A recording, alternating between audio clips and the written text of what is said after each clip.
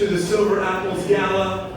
Please dig in and enjoy your salad as the Edison Ballroom team will be taking dinner orders. Tonight we're going to start by highlighting our corporate honoree, have some dinner, then move into the introduction of the individual honorees and panel conversation.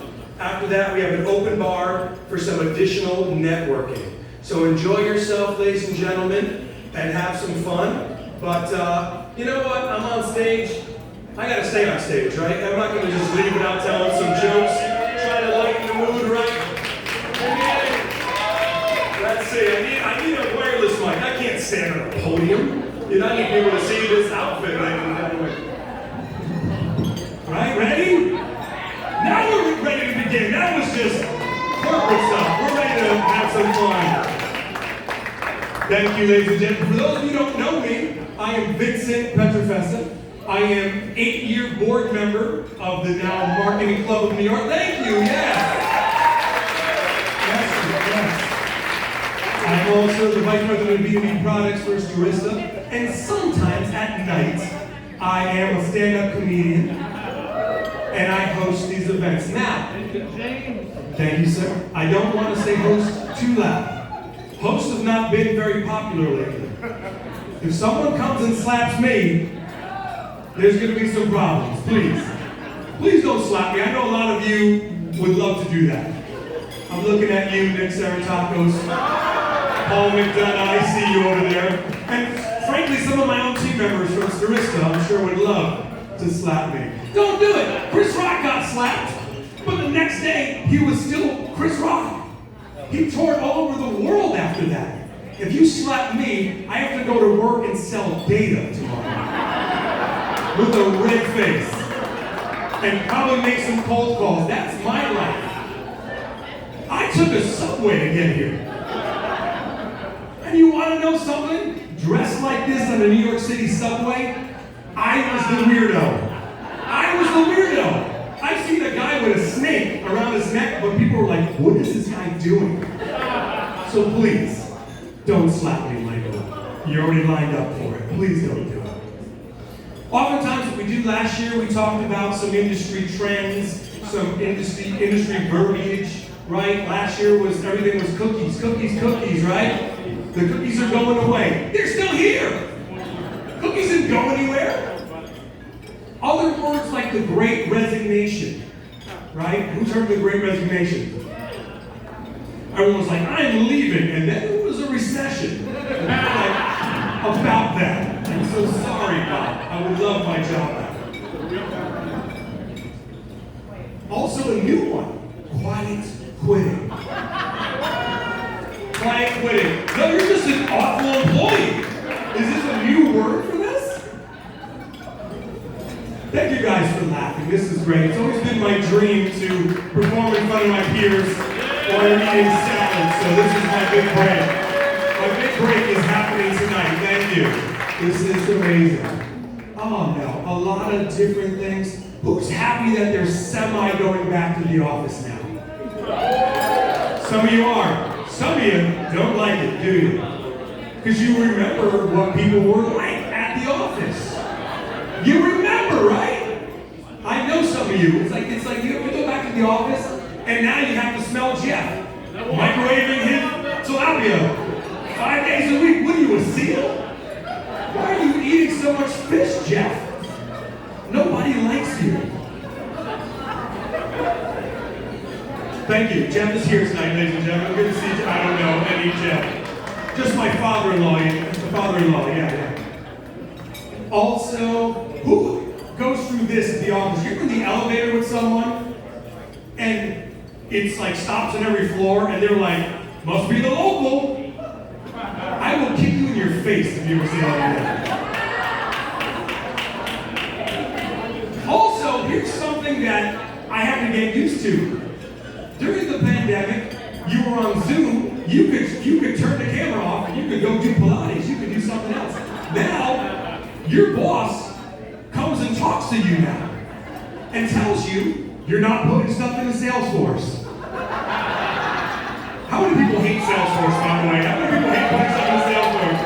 Yeah. If it's not in Salesforce, it doesn't exist. You don't exist, David.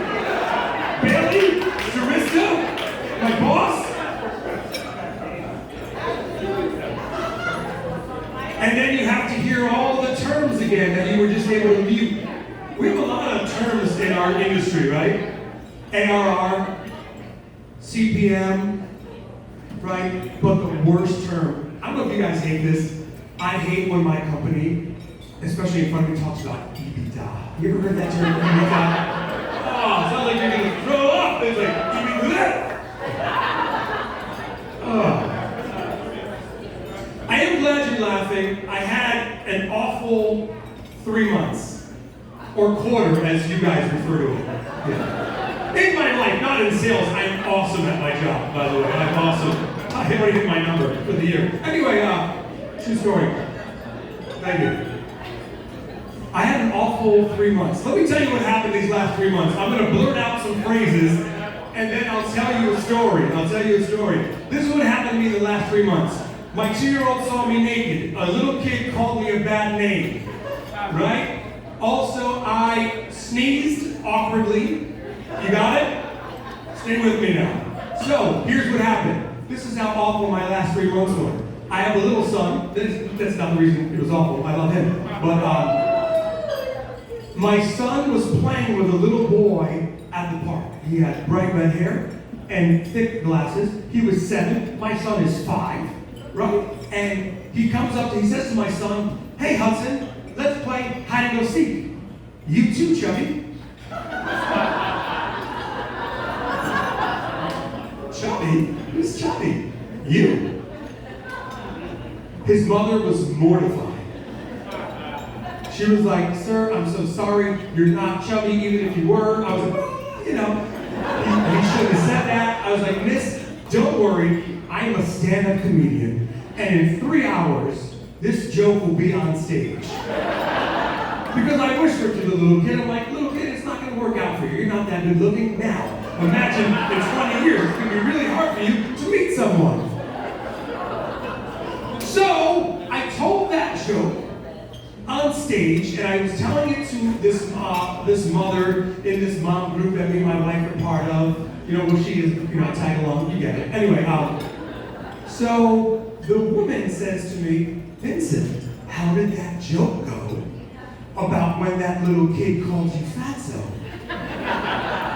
I said, "He called me chubby. You called me fatso." So that was one thing that happened in the last 3 months. The other thing, my son, 2 years old, I'm getting out of the shower. He sees me naked for the first time. And he hysterically laughs and points at me. He just laughed at it and was like, "Ha ha ha." Oh, it wasn't that funny. You don't have to laugh at that. And also, the worst thing that happened to me, this is how I know I'm getting older. I sneezed awkwardly 3 months ago. I was just a regular day. I was like, "What in the hell did I just do?" I got a headache on one side of my head. I was like, "This is it." You look it up, brain tumor. You look it up, something's wrong, happening. I went to the doctor. I went to a neurologist. The doctor says, "You have to go to physical therapy." I went to physical therapy for 6 weeks because I sneezed awkwardly. Not saving a child in the road, not fighting off a burglar, what is this, 1950s? Anyway, I sneezed awkwardly. I couldn't even act like I was the cool person in the room. They were like, "Vincent, sneezing." I was like, "Damn it, yeah." So that was my 3 months. Thank you. One laugh is like doing Madison Square Garden in this room. I love it. Thank you. Nice. Yeah.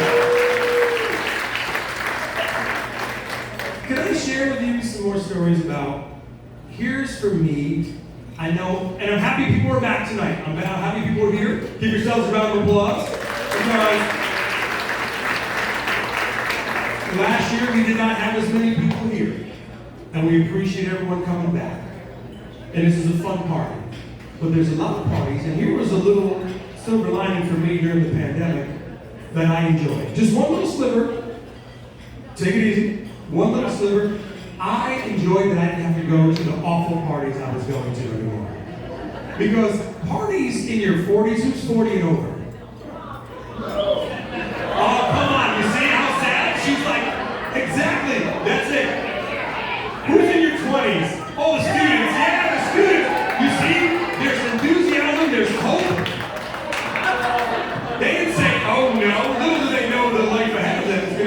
awful, but no, it's gonna be amazing.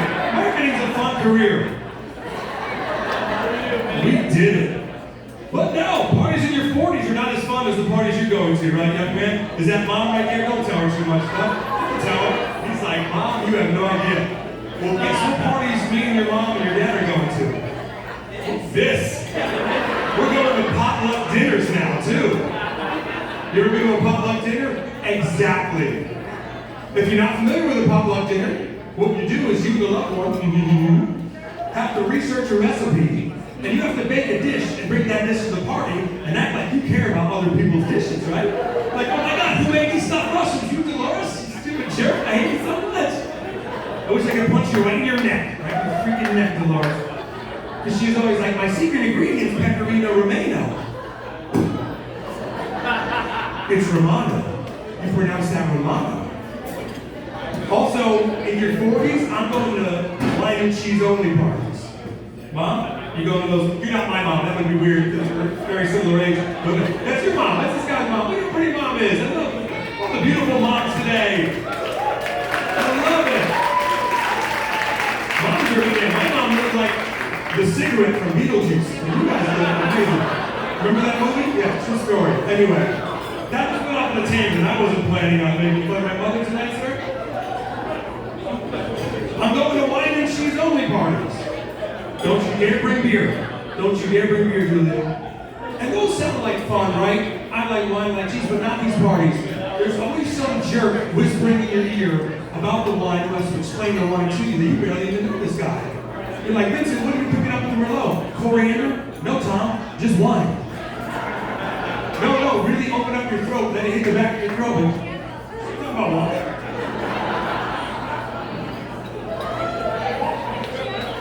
The worst party I've been to, not this one, I like this party, it's a fun party. The worst party I've been to in my 40s, has anyone been to a baby sprinkle party? A baby sprinkle? Anyone from Connecticut here? You must have been to a baby sprinkle.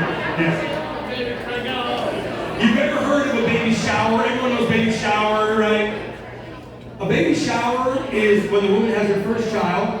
It's amazing. It's a big party. You shower her with gifts. A baby sprinkle, Donna, is when a woman has her second kid or her third kid, and she still wants to be greedy, and she wants a party, and she still wants gifts. It's called a baby sprinkle. You just sprinkle her with gifts. One you sprinkle is her birth control, Jennifer. We're going there. We're lighting the mood.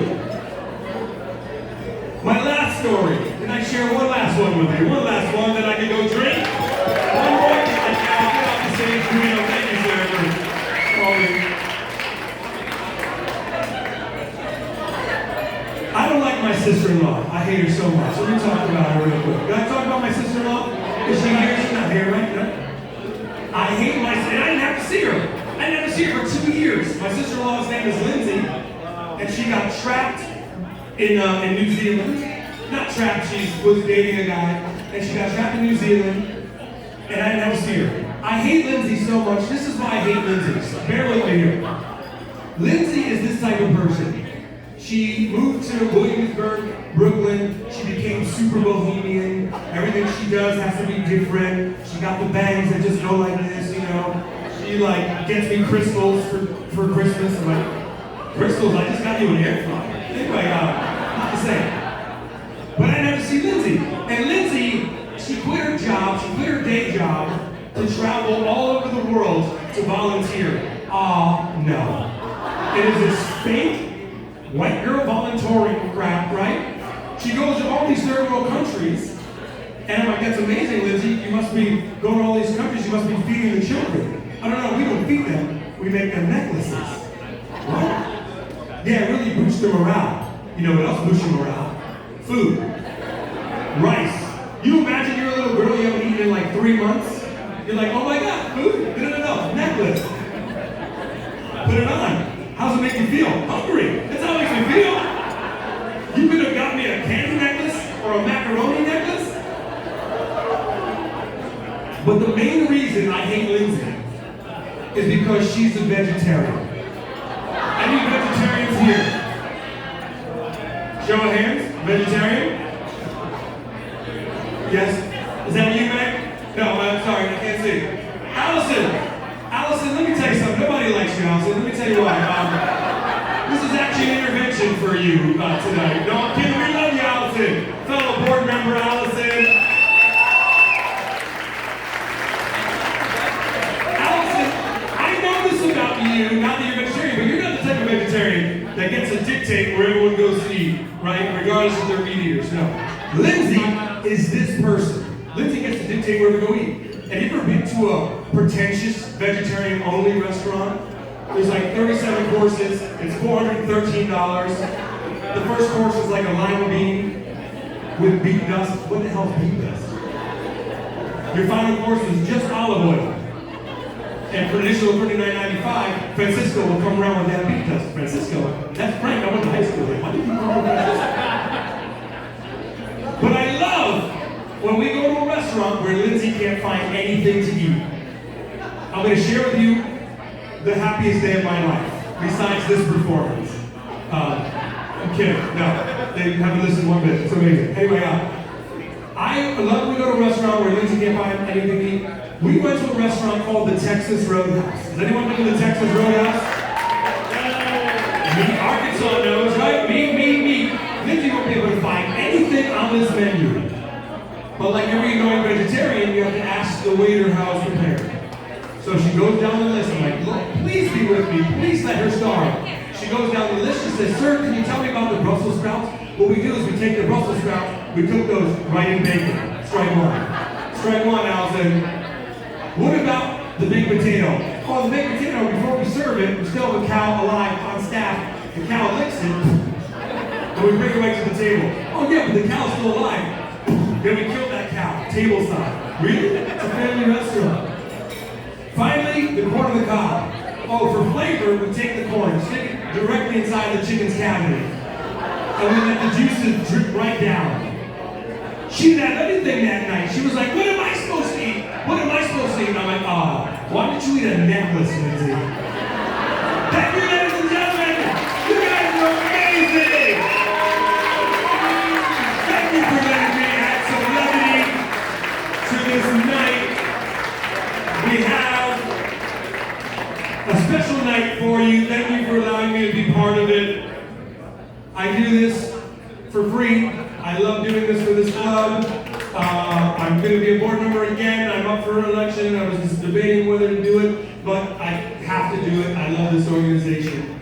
And I love our president of this organization. Ladies and gentlemen, please a warm welcome to the Marketing Club of New York's president, Alicia Wiedemann!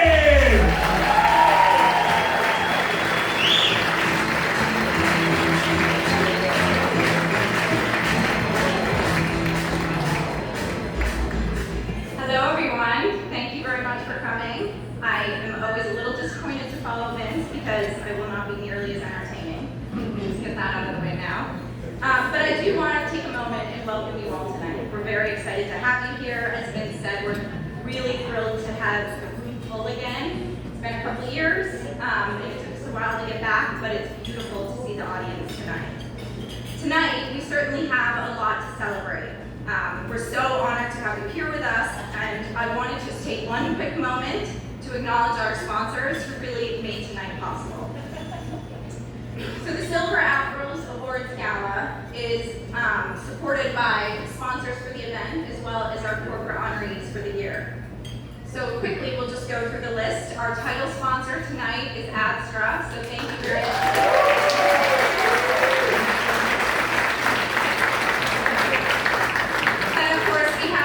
Signature sponsor, Digital Advertising Alliance.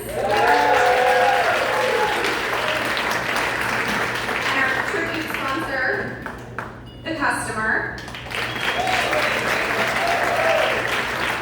And also thank you to McVicker and Higginbotham for printing the programs for tonight. I also want to take a moment to acknowledge our corporate sponsors. Certainly, this event and all of the events, the team made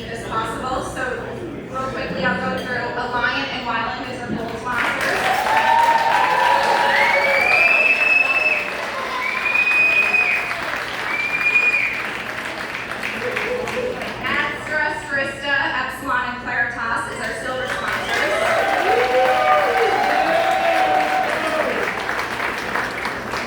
And then we have Jack Folson, Summer Friday, and Complete Mailing List as our bronze sponsors. And then, of course, our supporting sponsors, Value Graphics and McVicker and Higginbotham.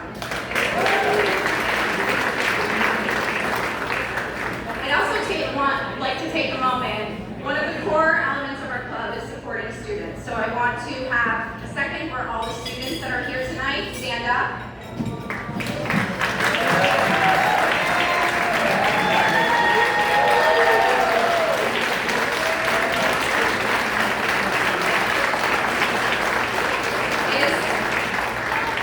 It is because of companies like Alliant, Axiom, Digital Advertising Alliance, Epsilon, and Jack Folson that they can be here with us tonight. So thank you all.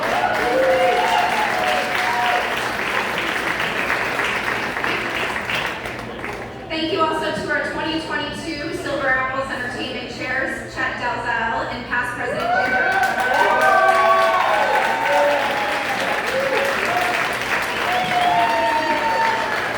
and to the full committee, Charlie Swift, Emily Cole, William McGovern, Joe Frick, and Allison Gordon. And of course, thank you to the ACG team for all the work behind the scenes to make this event flow so smoothly. One last thank you is certainly to the MCNY board. Can you all stand up?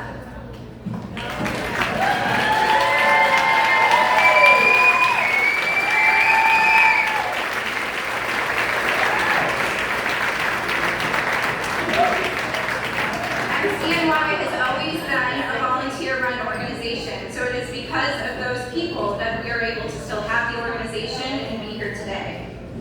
This team volunteers, like I already said, but they volunteer, they've been here for years, they really help put these events together, take on some of the big projects, secure membership, sponsorship, student support, and all of the elements that make this club what it is. So thank you guys so much for your commitment over the years.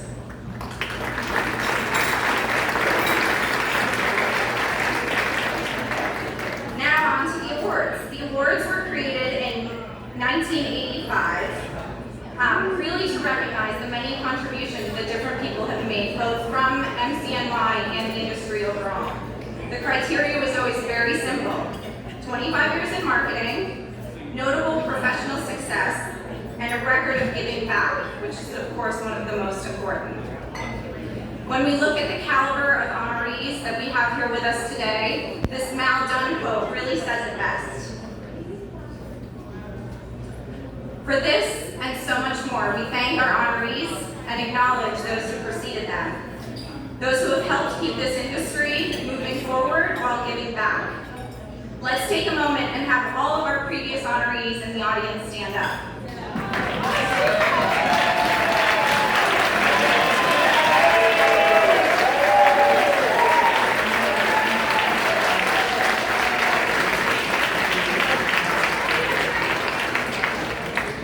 Thank you to each and every one of you for all of you've done for all of us and the industry overall.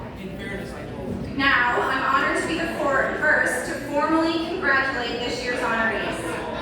Your accomplishments give us a reason to celebrate. Your support in nonprofits, new talent development, and industry innovation is truly admirable. We are honored to have each and every one of you here with us today. Honorees, thank you all for everything you've done for us.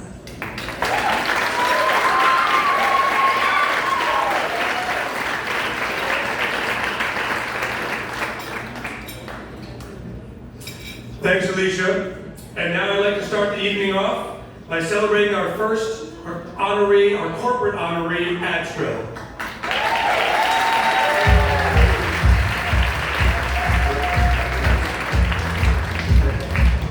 Stay with me, Rick. Astro, originally founded as ALC by Don Rappaport in 1978, has long been a supporter of the MCNY, formerly the DMCNY, and a great community of marketers here in New York and beyond. From their leadership and contributions with the DMA, IAB, TAA, Marketing Edge, and numerous nonprofit associations, ATRA has always stepped up to help our industry learn and evolve. ATRA has expanded to become a leader in innovation around the use of both data and customer identity. Their mission is simple: to effectively and mindfully enable brands to orchestrate their customer identity and data across media. 4 members of the ATRA community have been honored individually as Silver Apple winners for their contributions, and tonight we look to honor the company as a whole. In honor of this achievement, we've asked Rick Irwin to be our guest speaker of the night. Ladies and gentlemen, Rick Irwin!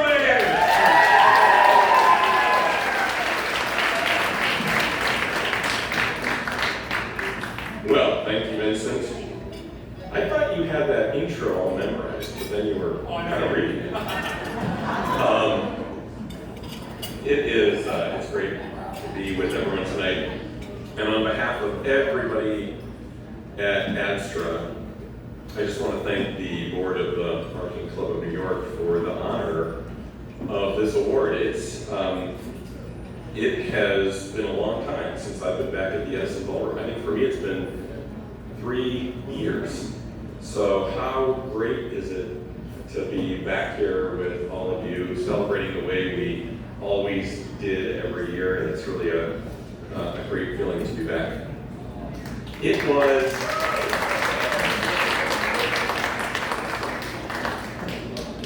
was 44 years ago that Don Rappaport founded ALC, the company that we have transformed into ADSTRA.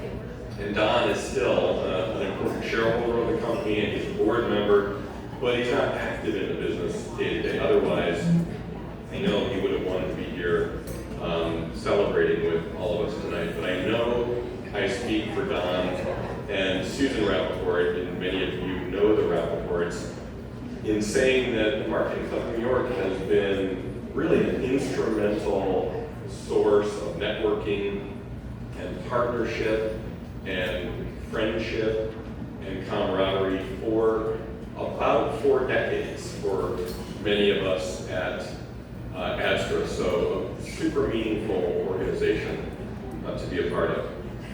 The last couple of years has been kind of challenging, wouldn't you agree? And I think we probably all have stories about the hurdles that our companies had to overcome and some of the hurdles that our associates, colleagues, and family members had to overcome. So you might be a little surprised at my headline tonight. My headline is, I think we're on the cusp of a new golden age of our industry.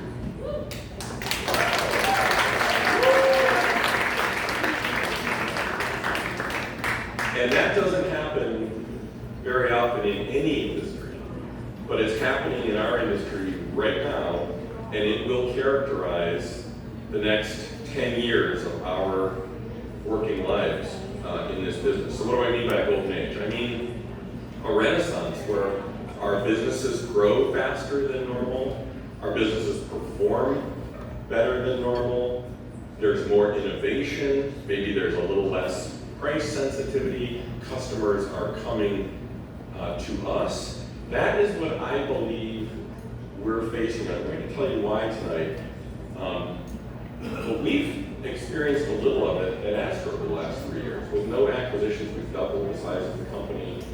And I think it relates back to some of the things I'm going to mention tonight. So why am I so bullish? There are 4 reasons.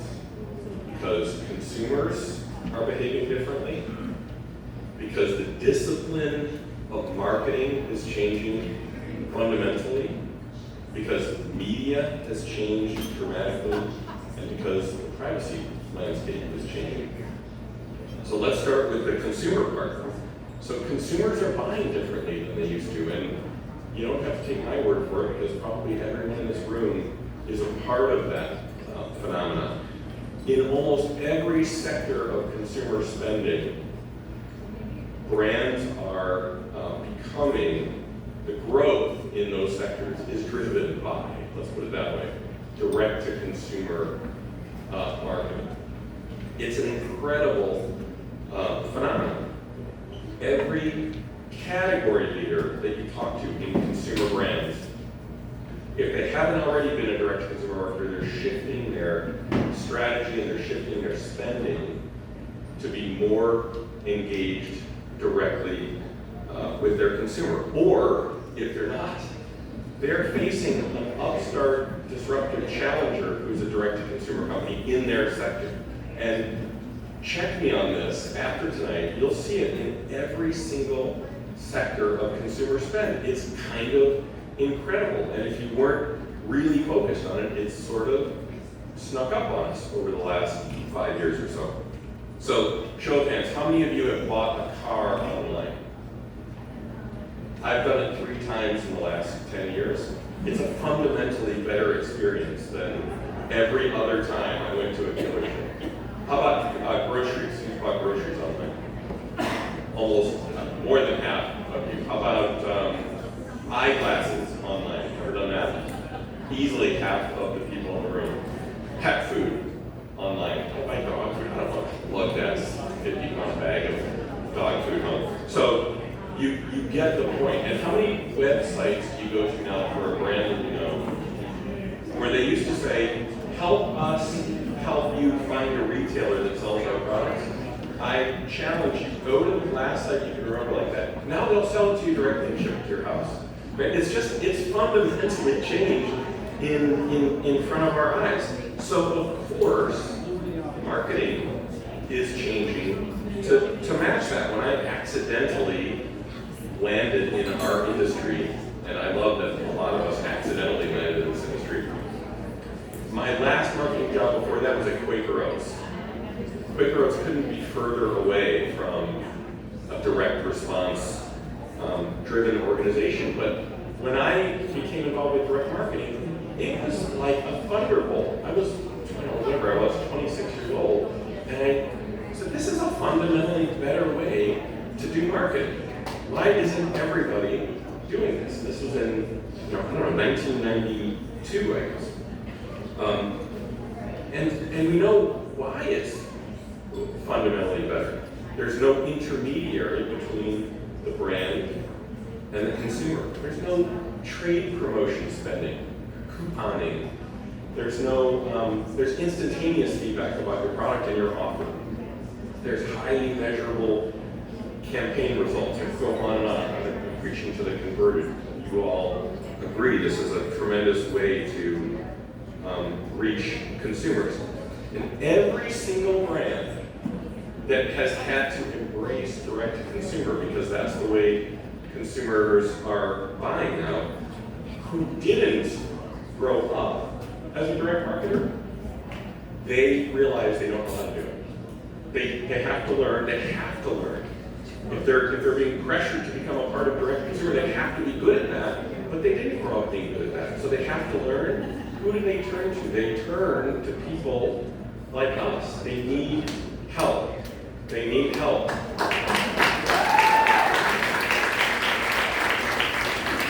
And that is, times all these brands, that is a massive expansion of our collective market opportunity. It's enormous. But media is also changing. So 10 years ago, the vast majority of ad spend was in untargeted broadcast and print.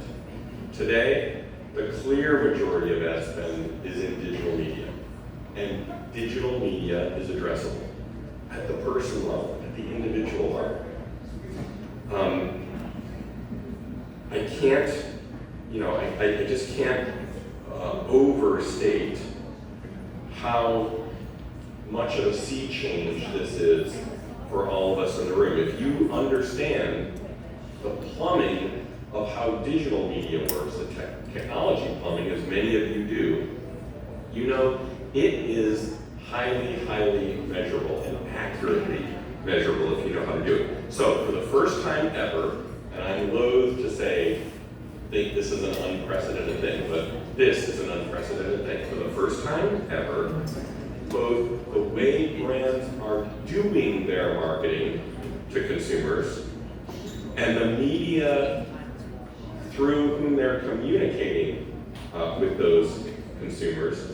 For most of consumer spending now, and most of ad spend is all a direct marketing process. They don't call it that, but that's exactly what it is.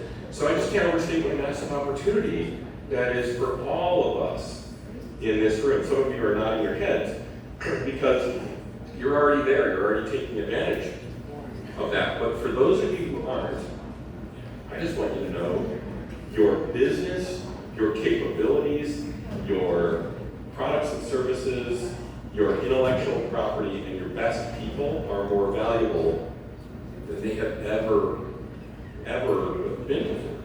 And it's because of this phenomenon. And I'm sure this is part of why the Direct Marketing Club of New York is now the Marketing Club of New York. Because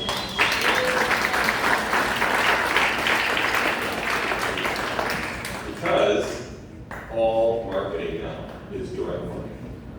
All marketing is direct marketing. You just realize it's not working. Right, it sounds like Hyman Roth and the Godfather. We're bigger than U.S. Steel. But finally, I'm bullish because of the privacy landscape. So that might sound a little weird, but one of the constants in my 30 years in this industry is the perennial gnashing of teeth and wringing of hands over the privacy issue du jour that's going to put us out of business that year. I'm looking at Sheila Goldfish. And it never does. But we've heard it all, right? Do not call, can spam, more recently CPPA, CPRA, and more recently hundreds more. Gosh, I should have had Sheila write them all out for you.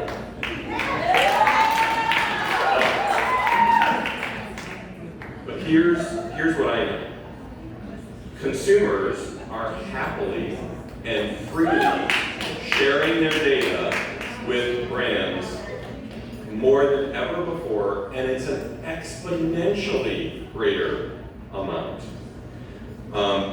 Younger consumers, particularly Gen Z consumers, ready for this, could care less about privacy. They are our consumers of the future. Now, don't get me wrong.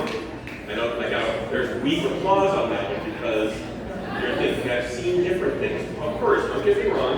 Every poll you see, every survey you see, puts privacy concerns at the top of the list. The only problem is consumer behavior doesn't match that. So it's a survey phenomenon, not a real world phenomenon. And that means that consumers, except for a fringe minority, are not really concerned about privacy when it conflicts with their ability to be recognized and understood by the brands that they want to be doing business with, that they want to work with. That's the consumer side. But on the brand side, these brands that are rapidly shifting their spending to direct to consumer because they have to, and who haven't been steeped in data privacy and consumer data protection. They haven't been steeped in that because when you're Quaker Oats, you don't know who your individual consumer is. They are scared shitless. And because they don't know. They know they have to do this, but they don't know where the mines are buried. Guess who knows? Everyone in this room knows. So again, this is the opportunity for us. Those brands, they need our help, they need our advice, they need our innovation, they need solutions that we have already developed for other sectors of this industry. And they're desperately needed, and they have no means of doing this by themselves. So, I hope you share my enthusiasm for the future of our business. I really believe our future has never, ever been brighter than it is right now. And again, thanks to the Marketing Club of New York for providing this great forum where we can come together, celebrate, and plan for the future of our great industry. Thank you very much.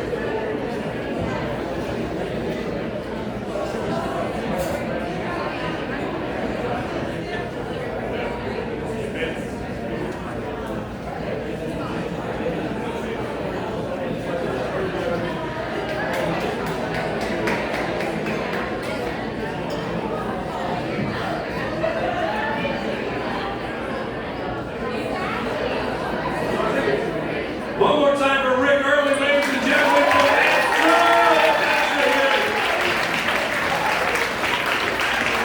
Ladies and gentlemen, it's time for dinner. Dinner's going to be served, and then after that, we will proceed with the rest of the awards. Thank you.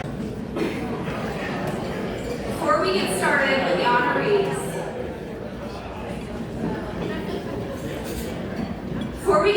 with the honorees who are here with us in person tonight, unfortunately we have two people who could not make it. While we are here to celebrate the amazing contributions the marketers have made, we wanted to begin by taking a moment to pause for 2022 honoree Jan Chandler.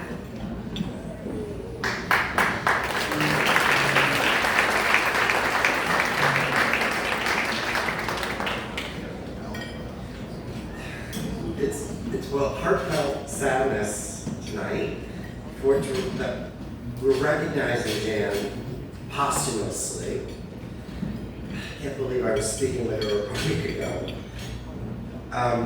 She passed away earlier this week, and her loss is being mourned by everyone who knew her, certainly, and certainly we're going to cherish her memory. I can tell you, Jan would love a night just like this. Her excitement for this evening was just to be here with us, to be here with her peers, her friends, her colleagues, and we were all colleagues of her. She was someone who exchanged ideas with everybody, and that's what she loved about this business. She was, for those who don't know Jan, she was a division vice president for media and entertainment at Wyland. And she served her publishing media clients with great distinction for years. I mean, a silver apple was well deserved for her. She worked tirelessly with her client success teams. She's always about developing people to meet the needs of her clients, enabling them to find those solutions. She was a problem solver. She knew how to use data. She knew how to use science just to make, where there was change in the industry and disruption, she knew how to bring solutions to bear. And you know, Jan, for those who knew her, she was always giving of herself. She gave to Marketing Edge. She volunteered at Thrive. She fostered dogs for Life is for Better Rescue. And she also was a participant in Habitat for Humanity. You know, she talked about this quite a bit. Her wisdom, her kind heart, her sense of humor, and her sense of giving back just makes us all better people. And I just wanted to acknowledge her this way and say how much I'm with the Wyland. We all are, she's sorely missed here tonight, but also for the Wyland family and for Jan's family, just to give comfort and solace as best we can to her. So just wanted to say thank you.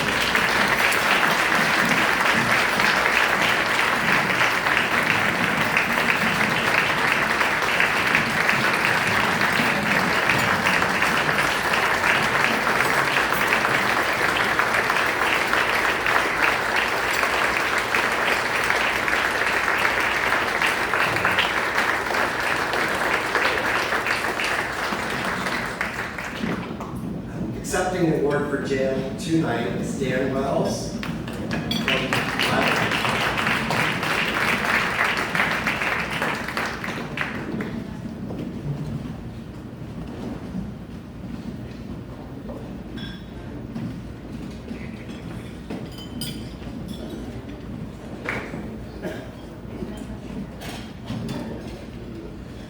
Well, first, I just want to say thank you to many in the room who walked up to either me or one of our team and just shared their condolences for Jan. It's a hard week for Wyman. Jan was a great part of our team. 16 years ago, I hired Jan, and she's done amazing things for us over those 16 years. And I'm honored to receive this award on her behalf. It was unexpected and a shock to all of us when we get the news. But it's not a shock that she's receiving this award. Jan has always contributed, has always done a great job for whatever she set her heart to. She was a wonderful person. Her kindness and concern for her work, her industry, her family were exceptional. She wanted to make a difference, and she did. And I was fortunate enough to be her first mentor at Wyman and to help her along her path. And her personal commitment to excellence and her volunteerism, as was mentioned, and her desire and her commitment to mentoring was just amazing. At Wyman, she took on a whole mentoring challenge and ran that program for us internally, and she did that externally as well. And I'm just blessed to have had her in my life. If you knew Jan, you knew she was particularly fond of her own kids and her grandkids. She was known as a Gigi. And Jan and I both had grandkids around the same time. My wife took on the name Gigi as well, and we shared lots of great stories about our grandkids. I'd ask you to say a prayer for them. This is going to be really hard for those kids. They will miss her more than I can imagine. We're all going to miss her terribly. Her spirit lives on through the people here and those that she's mentored throughout the years. And her life will be reflected through her children and through her grandchildren and everyone else that she's mentored. Jan, you deserve this award. Wish you the best.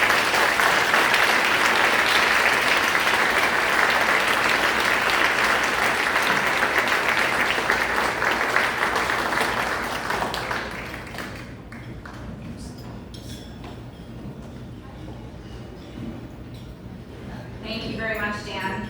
We are certainly honored to be here to celebrate Jan, and of course, our thoughts are with your team and her family. Our next honoree, Michael Wu, is unfortunately sick and unable to attend tonight's event. Michael Wu runs global marketing at Garobi Optimization. He has a career-leading marketing at companies of all sizes, including Confirmant, Computer Associates, and Platinum Technology. Amidst all of that, he's been a consistent contributor to the marketing student community, serving on multiple school boards for his alma mater, Cornell. Most notably, as president of the alumni board, Michael founded the Cyber Mentor Program. Since he couldn't be here in person, Michael sent this video.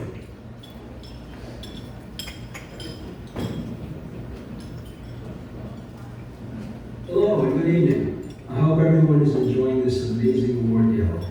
I'm sorry I'm not able to celebrate with you in person, but please know that I am celebrating with you in spirit. I am truly overwhelmed with gratitude to be selected for such a prestigious honor. Upon hearing the news, I was quite surprised and extremely humbled to be included in such an esteemed group of fellow recipients. I'd like to thank the Marketing Club of New York for the incredible recognition.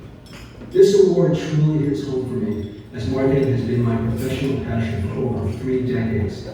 As marketers, I think we all strive to be transformative, disruptors, and change agents. But I believe that one common denominator that we all share is that we all want to make a difference, to make that connection and to have a positive impact on the lives of others.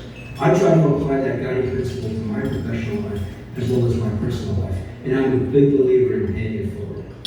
On that note, I'd like to recognize the Marketing Club of New York for their tremendous contribution to the advancement of marketing. And thank you again, MC and Mike, for this great honor. I'd like to congratulate my fellow honorees, and I'd like to thank all of you for your gracious support.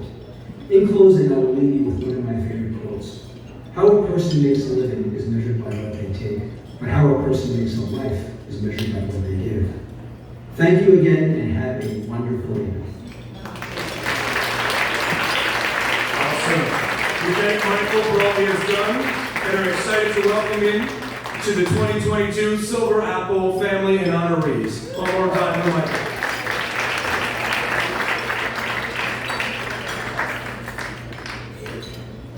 Now, as we move into the next part of the ceremony, we'll be calling out all of the honorees and asking them to join us on stage this year for a panel discussion. As I call out each name, please come up to the stage, collect your award, and then have a seat. Before we highlight the honorees with us here tonight, I'd love to start by introducing our guest moderator, Julia Monti. Julia is SVP of Global Brand Communications for MasterCard, where she focuses on building the brand, including the award-winning Priceless platform, which is celebrating its 25th year. Julia joined MasterCard from Nielsen, where she led communications for online campaign ratings. Please join me in welcoming Julia.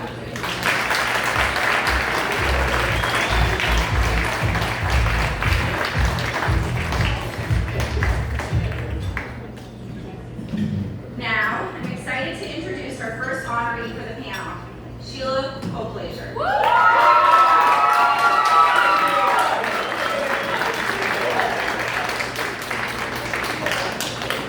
Sheila serves as Global Chief Digital Responsibility and Public Policy Officer at IPG Kinesso, where she focuses on ensuring that data and technology are used in ways that serve people. Not only does she ensure the technology practices at Kinesso are leading edge, but she is an advocate for our industry, often consulting with public policymakers and government agencies, and of course, as corporate liaison for several industry standard-setting groups. Sheila, you are an inspiration to all of us. Congratulations and welcome to the 2022 Silver Apple.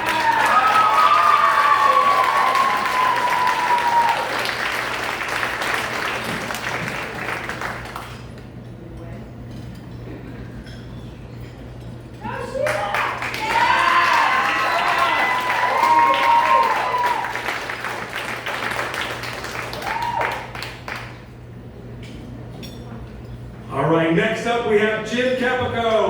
My man, Jim! Jim spent his career at Media Horizons, most recently as their CEO. Jim spent this time growing the agency, managing blue chip clients, and transitioning the company from an offline company to a fully integrated digital and offline agency. Outside of Media Horizons, Jim has taught direct marketing at Western Connecticut State University, held the board positions at The Marketing Edge, and Smart Kids with Learning Disabilities, and has been actively involved in other community organizations. Jim, thank you for all you have done to help develop the next generation of marketers. Congratulations and welcome to the 2022 Silver Apple honoree, Jim Capico!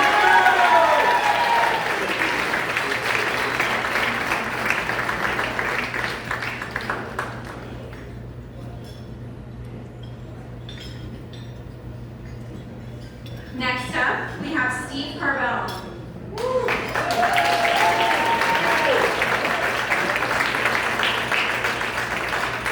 Steve has an impressive career, spending over 20 years at Gray Global and starting one of their first digital agencies and becoming president of G2 Digital and Direct.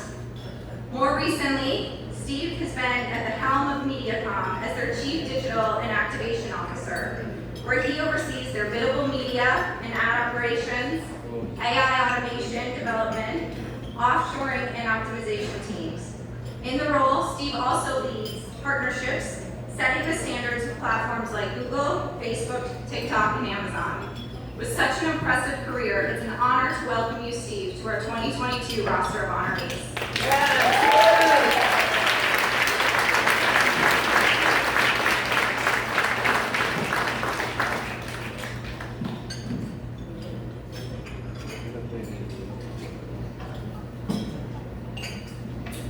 Our next honoree, my very own table, ladies and gentlemen, Andy Yost.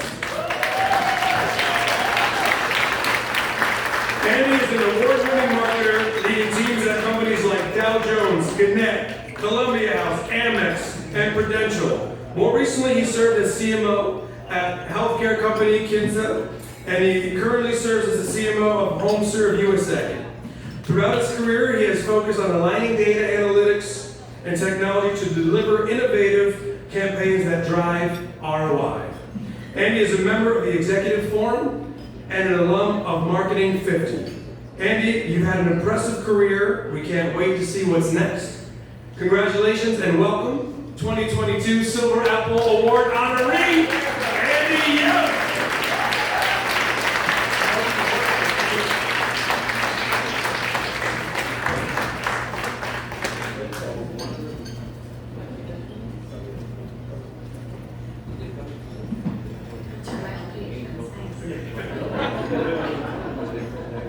Last but certainly not least, we have John Montgomery.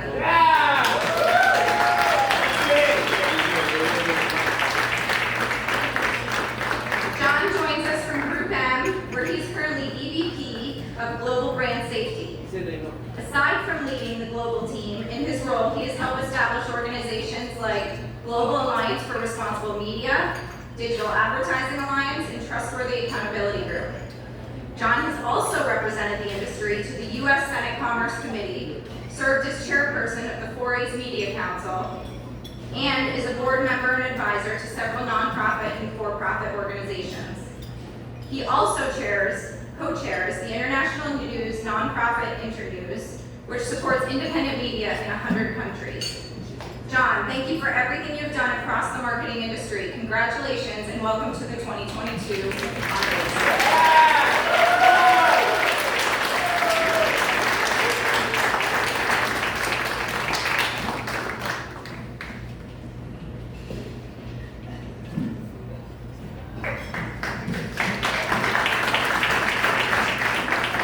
And now we'll hand it over to Julia to lead the panel discussion. One more time for them, ladies and gentlemen.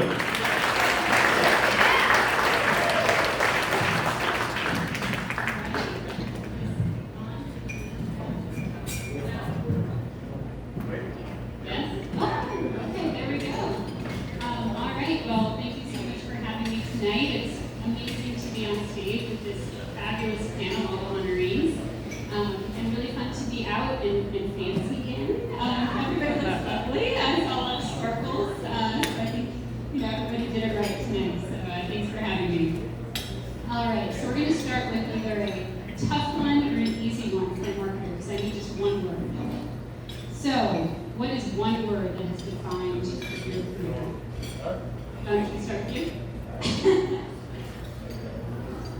It has to be one word.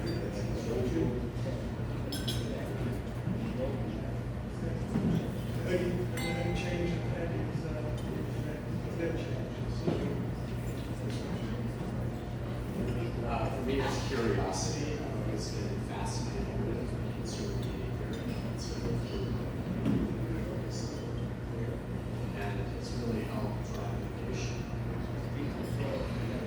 So for me, it's adaptive. I started in direct mail and kept finding myself in digital media. I've had a lot of adapting to do along the way. I would say for me, it's evolutionary. In my career, constantly evolving to keep up with changing client demands and continually changing media landscape and marketing landscape. And always an evolution moving forward. I'm going to break the rule and use two words, and I'm going to go with data ethics.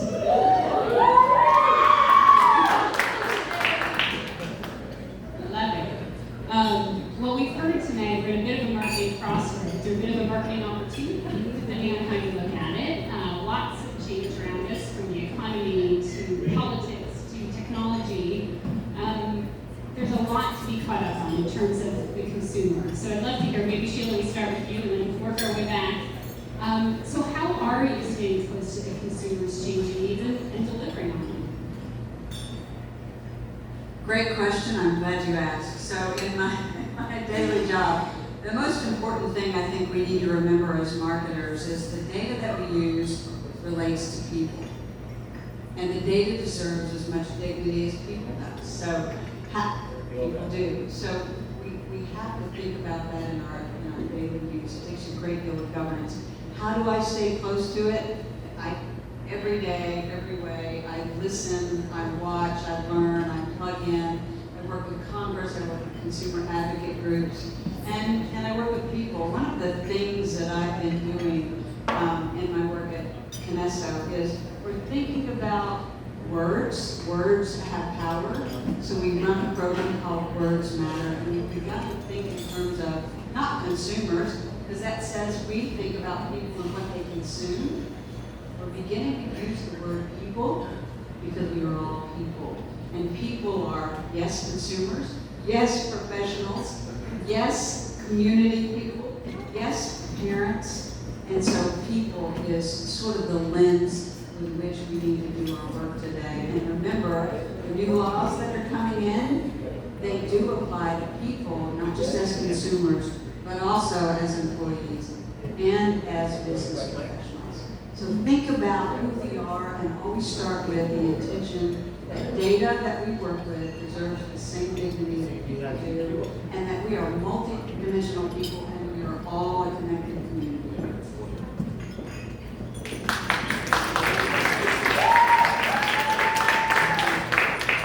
So I'm going to answer your question by kind of not answering it. I'm going to trend a little bit and saying I don't think consumers have necessarily changed that much. I think consumers are still looking for products and services that add value to their life. There's always an ebb and flow. Now things are more service experience oriented versus product. But as marketers, I think it's our job to understand what they're looking for and provide value propositions that can add value to what consumers are looking for to enhance their lives. So I 100% agree with you. First, I would say I don't think the situation we're in now, I would say it's any different. I feel like we're in this situation all the time. Whether we're dealing with a pandemic, we're dealing with social injustice, we're dealing with insurrections, we're dealing with whatever. Over the last 10 years, I can't think of a time when we actually had a quiet or a normal. It's always been this. So for me, media is always having to adapt to the situation. It's just a different situation. And to my point of, we have a fundamental way that we market to consumers. That's always the case. There's a fundamental way to do it. There's a best practice to do it. There's a privacy way to do it. There's all of that which we always want to do. What actually changes in these situations is the brands that want to go out to those consumers. They actually change and adapt. They may change their message. They may change how they want to approach. We had clients a couple of years ago when there was a lot of stuff going on, the social injustice stuff. We basically made a decision to say, our advertising is going to be, if you're not on board with this, we don't want you using our product. So that to me is the stuff that changes, not necessarily consumer behavior. I'm totally aligned. It's always the same there. It's more about the brands and how they actually want to be shown or show up during these times.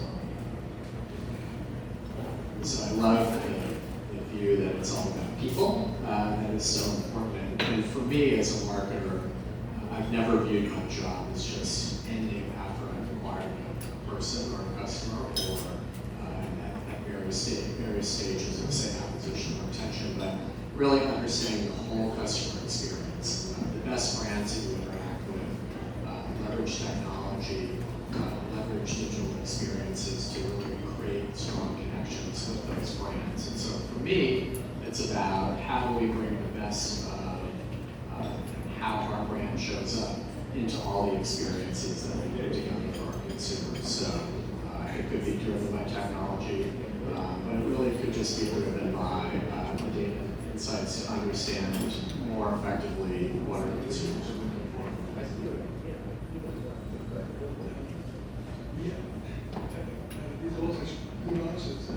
I have to think of something different. Finding information in our business isn't hard. drinking from a fire hose. The hard part is where do you find relevant, good information, and so I read Twitter every day, the Wall Street Journal, the New York Times, all of the ad tech stuff. There's so much good information in there, but it really is to choose where to get the relevant information. And I mean, what I find most useful is I'm on several boards of companies, and all of the people on those boards are generally smarter than I do, and they read as much as I do.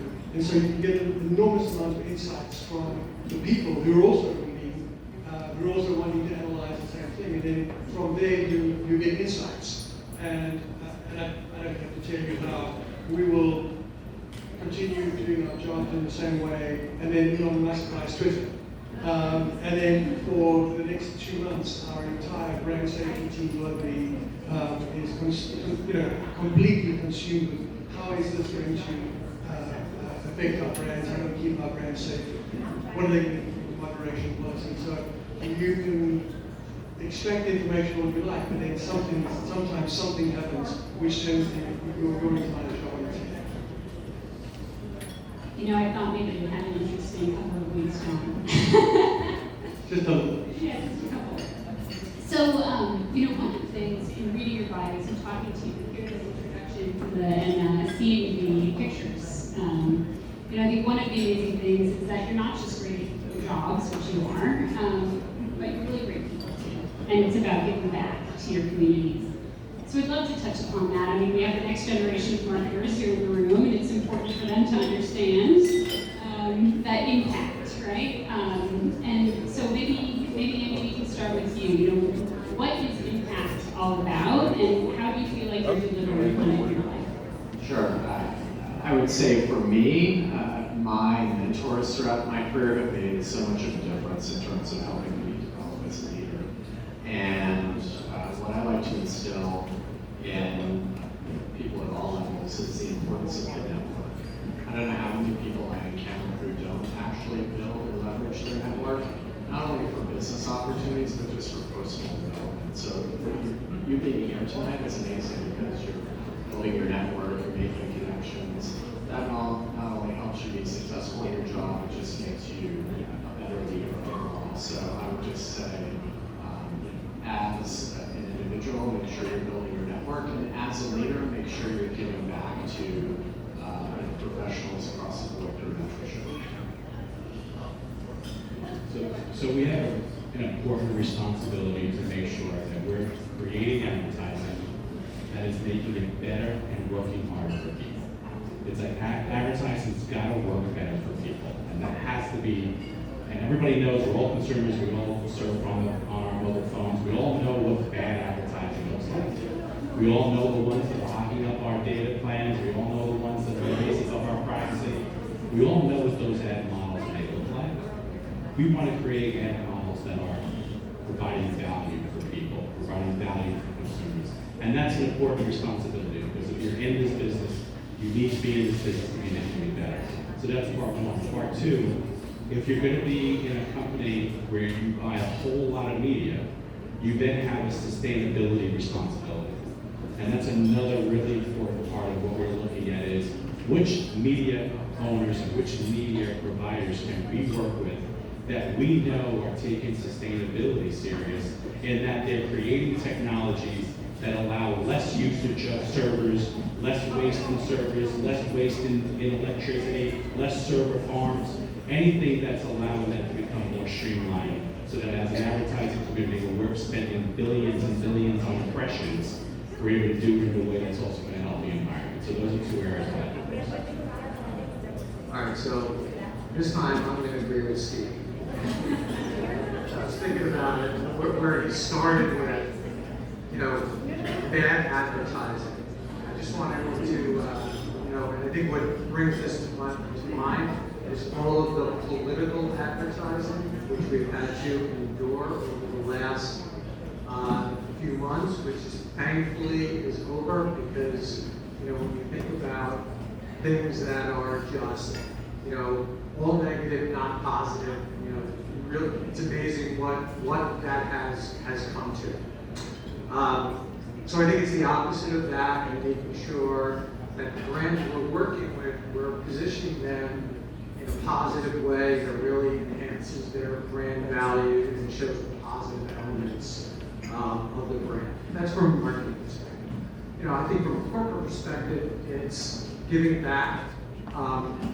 You know, as a company where you can. I mean, we have a philanthropy in our company that we give a certain amount of pledge each year. We allow people on the community to decide how to spend that money, and it gives people, you know, I think a really good feeling that the company wants to give back. But just as importantly, it gives the employees kind of a voice in how that's actually allocated and what they can do with the money that we provide, and also, you know, the time that they have as part of their job to be able to contribute and volunteer as well. I think one of the most important things we can do as professionals is grow and develop the next generation of marketers. I think about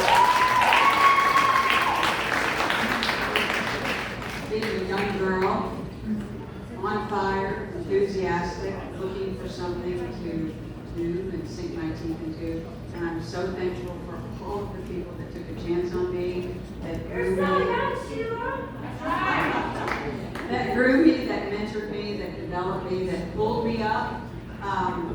My goodness, I learned at the feet of masters, and I am eternally grateful, and certainly I wouldn't have had the career or the opportunities that I've had without that. And I think that is the most important thing that those of us that are advanced in career can do, is to give grace, give opportunity, develop, help, grow, bring in, nurture this thing that we do.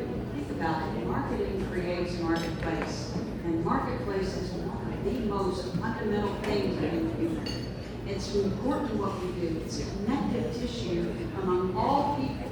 It's important, it's valuable, and I will say what we need to instill in the next crop of young people coming into our field is what I like to call the F word that really matters. Fairness.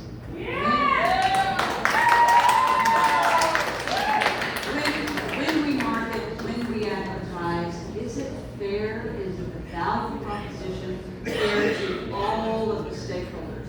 And when you get down to the fundamentals of being human and engaging in marketplace and being people and being in community, being a consumer, being a professional, we want to be in a fair environment where we felt seen and valued, and it feels fair. And I think that is the fundamental.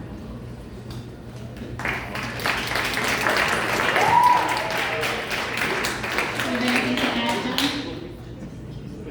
Yeah. Let me just stick with what I know best, which is kind of digital advertising and brand safety. I still marvel at how miraculous the web is, how we have so much information at our fingertips, so much convenience, and but it's also our responsibility to keep consumers safe in this environment. And for the last, 4 or 5 years, I've been working with amazing organizations like DAA and administrators here, trying to get fairness and make sure that we use privacy, respect consumers' data, but also make sure that our brands don't appear adjacent to inappropriate content. There's less invalid traffic on the web. And so we've been doing that for the last 4 or 5 years. I think we've been doing it very, very successfully. And our agency coined the term brand safety, but I think the industry it's now become a discipline. It's a global discipline. We have 13 people around the world who do this specifically to keep brands safe. And when we got to maybe 2019, we said, well, whilst we haven't cracked brand safety per se, I think you could say it's 99% sure that a brand won't appear next to inappropriate content. But yet the web is becoming more and more toxic, more and more divisive. There's more hate speech, there's more anti-Semitism, and just after Twitter changed hands, there was a 500% increase in the incidence of the N-word, 100% increase in anti-Semitic hate speech, just because it allowed bad actors on there. And I think our responsibility is to make the internet a better place for our kids, for society, not just for brands. I think that was the first step. But if we make it a better place for everybody, it becomes a better place for advertising, because I don't think advertisers want to advertise in a toxic environment, but more than anything else.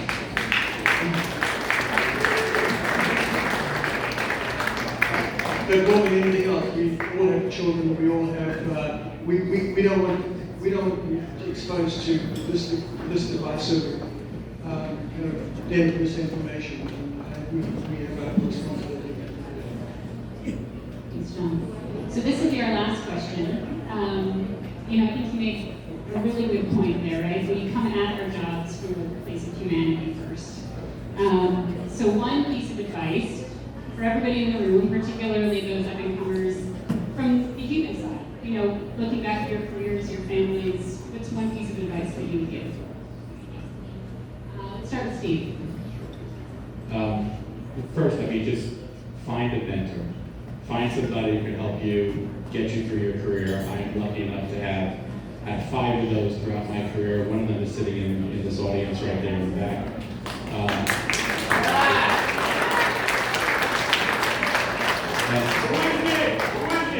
George Wiedemann, right there.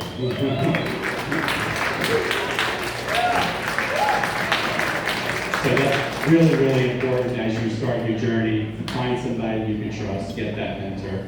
And then once you start on your path, don't be afraid, immerse yourself with data. That's what's going to get you connected to your clients. And go out there and volunteer for that new business pitch when your manager comes and asks you, because the more you do that, that's when you're going to build more connections. And even though you may work late nights and miss seeing your friends one night, it's going to be a lasting experience, and you'll be making great connections. So, and I have your resume, so I'll pull you off tomorrow.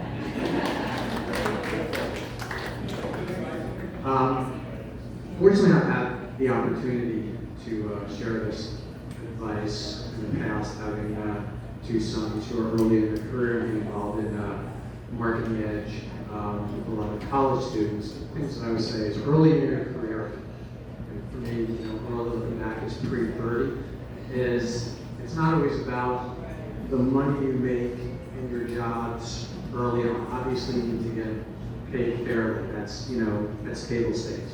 I think the 2 most important things are finding positions where you have the opportunity to learn and build skills, because that's really what's going to get you ahead. And also, as it's been said up here, I think before, so important to build your network and make sure you don't just build it and meet people, but you really stay in contact, with people who are going to be leaders in the industry down the road.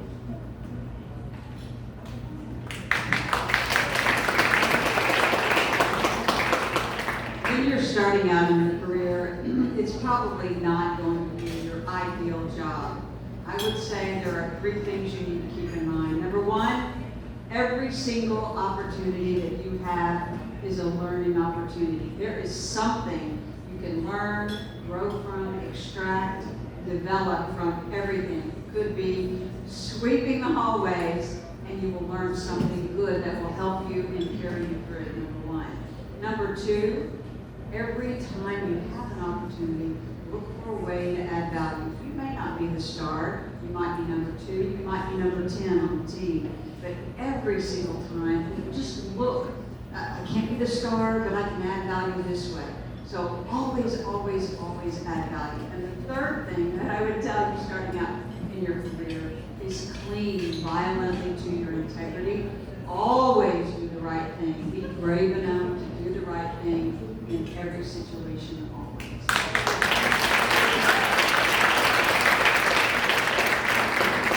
Why don't we go to John?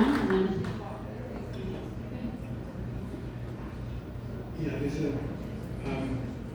an old Indian proverb. I'm probably going to get it not exactly right, but this is the gist of it. It says if you take no risks, you will do few things ill, but you will do few things.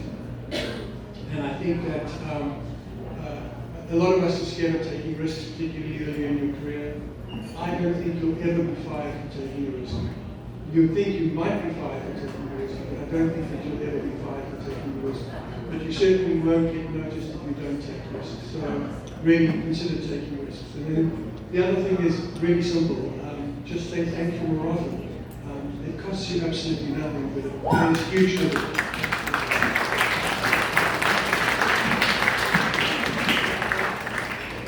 So related to that, the nastiest four-letter word I know is can't.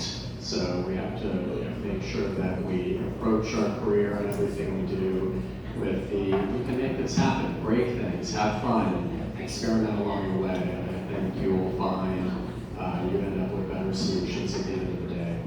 We've worked on businesses where I was told many times it's just not possible, and if you really get the right people to really believe in it, you can make things happen. So push for what you believe in, find people in the organization that can help you be successful at all levels, and you really have great opportunities to grow in your career and be successful.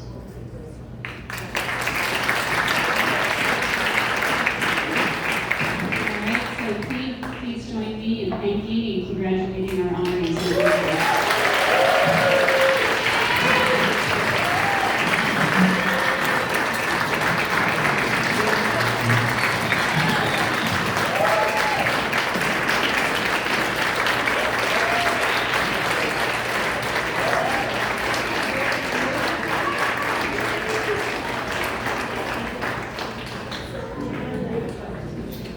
One more time for all the honorees, ladies and gentlemen. It's the conclusion of the show. We have more fun and festivities. Congratulations again to all the honorees. It's nearly time for our on-site after party. Right? I know, on-site after party. The DJ's going to be rocking it out. But before we rush to the open bar, please welcome back NCNY President Alicia Wiedemann.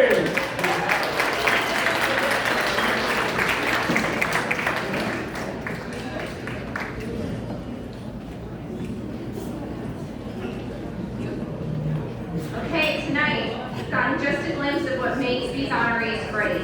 Thank you guys for sharing all your wonderful insights. You can read more about them in the programs that were passed out and see their full profiles on our blog. And of course, catch up with them at the after party. A big thank you to the always wonderful and very enthusiastic Vince.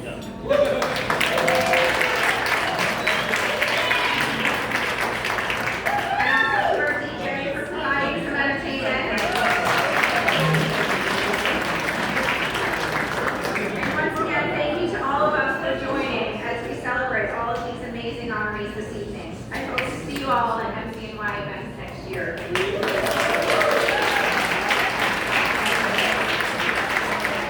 Most of all, one more time, please all stand and join me in congratulating our